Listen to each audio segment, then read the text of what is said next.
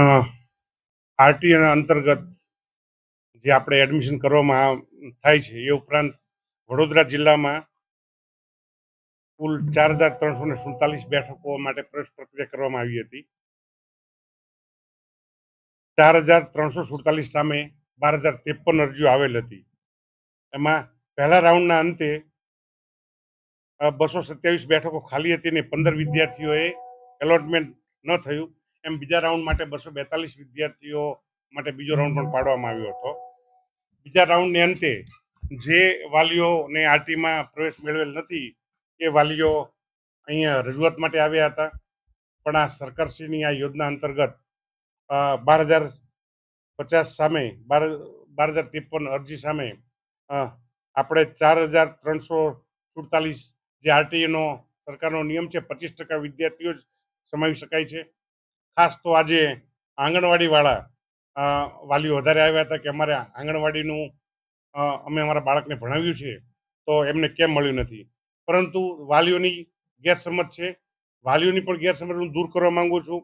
આરટીઈમાં 13 પ્રકારના અગ્રતા ક્રમ છે.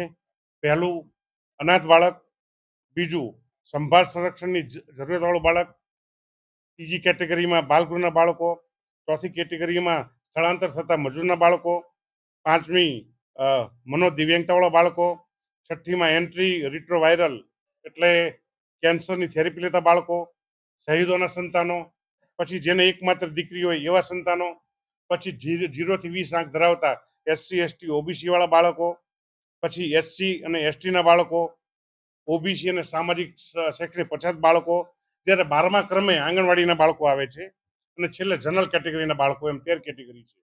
પરંતુ વાલીઓની અણસમજણના કારણે એ એવું સમજે કે અમે આંગણવાડીમાં પ્રવેશ મેળવ્યો એટલે અમને એડમિશન મળી જ જાય. પરંતુ વાસ્તવમાં આરટીઈની સમગ્ર પ્રક્રિયા સરકારશ્રી દ્વારા ઓનલાઈન પારદર્શી પોર્ટલ પર થાય છે. એમાં કોઈ પણ પ્રકારની ગેરરીતિ કરવાનો સંભવ નથી. ઉપરાંત આ સરકારનો ખૂબ સારો ઉદ્દેશ્ય છે. સામાન્ય બાળકો સારી સ્કૂલોના બાળકો સાથે કેટેગરીમાં એને કોમ્પિટિશન કરે અને એ પ્રકારનું શિક્ષણ મેળવે. આમ આજે જે થયું એ વાલીઓની ગેરસમજને કારણે વાલીઓ અહીંયા આવ્યા હતા. છેલ્લે અંતે એમને જ્યારે એમને સમજાવવામાં આવ્યા તો ખૂબ સમજાવટથી એમને રાજી થઈને ગયા અને ખૂબ સુખદ અંત આવ્યો છે. Thank you. એ તો વાલીઓને એ લોકો વાલીઓનું એવું કહેવું છે. પરંતુ આવી પ્રકારની કોઈ શક્યતા નથી. કારણ કે આમાં સમગ્ર પ્રક્રિયા પોર્ટલ પર જ થાય છે એટલે કોઈ પણ પ્રકારની ગેરરીતિ થવાની સંભાવના છે જ નહીં. મારે વાલીઓને એવું જ મેસેજ છે, કોઈના ભરમાવામાં આવશો નહીં. ફરીથી મોદી સાહેબ અને ગુજરાત સરકારના CM સાહેબ અને શિક્ષણ વિભાગ દ્વારા આ જે પ્રક્રિયા છે ખૂબ સારી પ્રક્રિયા છે, પારદર્શી પ્રક્રિયા છે અને સામાન્ય લોકોને આમ જનતાને સારી સ્કૂલમાં સારા બાળકો સાથે કોમ્પિટિટ કરવાનો એક તક છે. તો એમને તકનો લાભ ઉઠાવવો જોઈએ. અને જે આરટીના 25% પ્રમાણે જે બેઠકો મળેલ છે એ બેઠકો સરકારની પ્રક્રિયા મુજબ થયેલ છે. Thank you. નો એ આક્ષેપ ખોટો છે. આપણે કોર્પોરેશનની 122 જેટલી સ્કૂલો છે એમને કીધેલું છે અને કોઈ પણ સ્કૂલ એમના ઘરથી 1 કિલોમીટર દૂર નથી.